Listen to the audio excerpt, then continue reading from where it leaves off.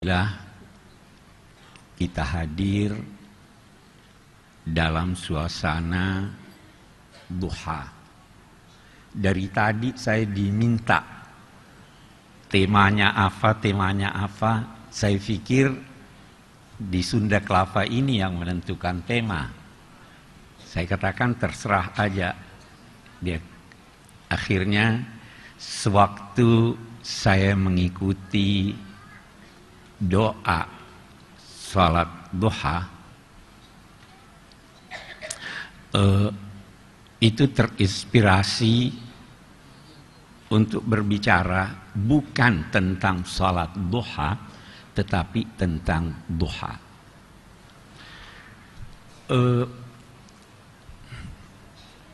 Kita tadi berulang-ulang membaca Ya Hayyu Ya Qayyum. Sebelumnya kita membaca Asmaul Husna. Ada sekian banyak dari apa yang kita baca itu, termasuk Ya Hayyu Ya Qayyum, yang boleh jadi kalau kita memperhatikan terjemahannya tidak menggambarkan apa sebenarnya yang dimaksud dengan apa yang kita baca itu. Ya Hayyu itu diterjemahkan wahai yang maha hidup. Itu benar, tapi kurang. Hayy itu kalau menyifati Allah, maka dia berarti yang maha hidup dan memberi hidup. Maha hidup dan memberi hidup. Hidup yang diberikan oleh Allah itu bertingkat-tingkat, tapi semuanya dia beri hidup. Jangan duga meja ini tidak hidup. Dia bakal menjadi saksi di hari kemudian bahwa ibu dan bapak pernah hadir di sini.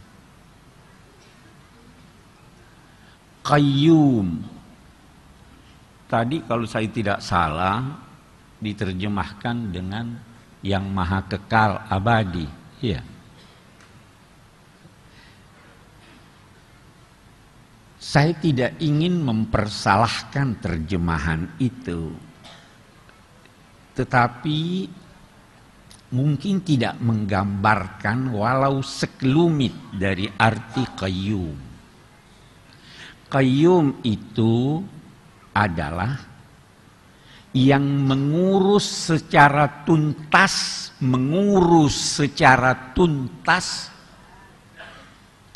apa yang menjadi apa yang berada dalam wilayahnya. Karena wilayah Allah Subhanahu wa ta'ala itu alam semesta, maka Allah mengurus secara tuntas segala sesuatu di alam semesta.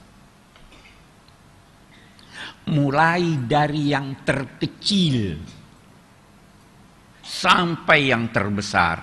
Matahari Allah urus, planet-planet Allah urus, semut Allah urus, rumput Allah urus. Itu artinya qayyum.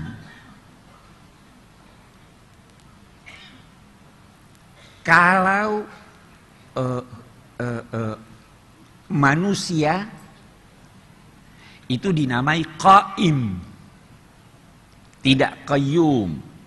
Suami qawwam, lebih banyak lagi urusannya. Dia melaksanakan secara tuntas segala sesuatu.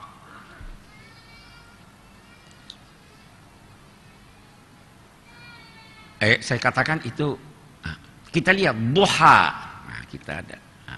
Di Asmaul Husna ada sifat Allah nur, ya kan? Cahaya. Tadi kalau saya tidak salah diterjemahkan wahai yang maha bercahaya. Betul. Tapi itu bisa menimbulkan kesalahpahaman. Nur bagi Allah itu adalah pemberi cahaya. Pemberi cahaya. Sulit kita katakan bahwa Allah maha bercahaya karena kita tidak tahu zat Allah. Itu sebabnya ketika kita baca di dalam Al-Quran, Allahu nurus samawati wal ard. Itu artinya Allah pemberi cahaya langit dan bumi.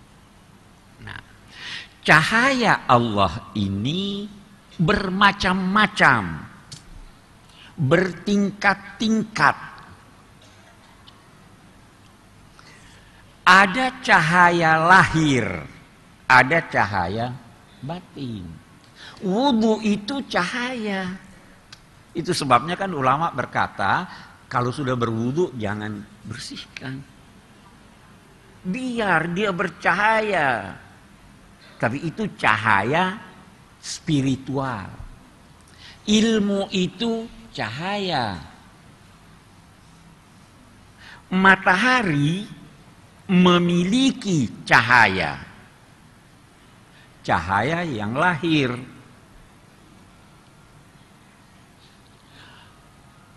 Matahari ada cahayanya yang sangat terik dan keras, jam 12-an itu. Iya. Ada cahayanya yang sudah mulai remang-remang, mau masuk maghrib. Iya. Kapan cahaya matahari itu paling baik? Waktu duha, waktu dia naik sepenggalahan.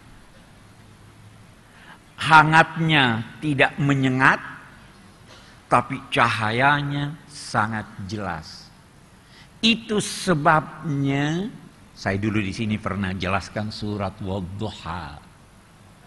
Itu sebabnya wahyu Al-Quran, Allah bersumpah menyangkut kehadiran wahyu Al-Quran itu dengan Wadduha.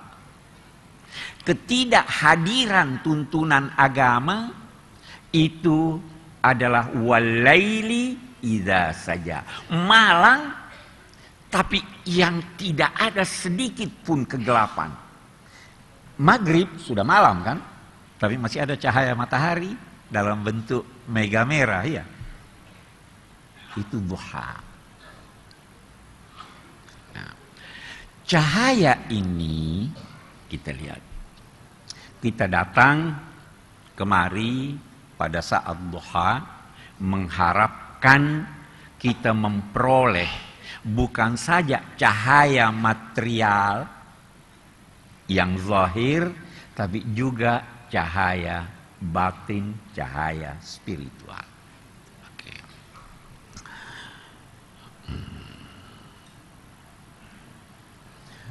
Allah Subhanahu wa ta'ala menjadikan cahaya ini, tadi saya katakan bermacam-macam, bertingkat-tingkat.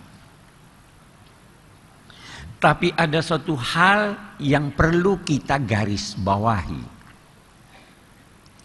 Yang pertama,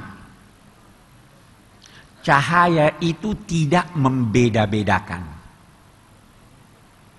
Ya, dia tidak beda-bedakan.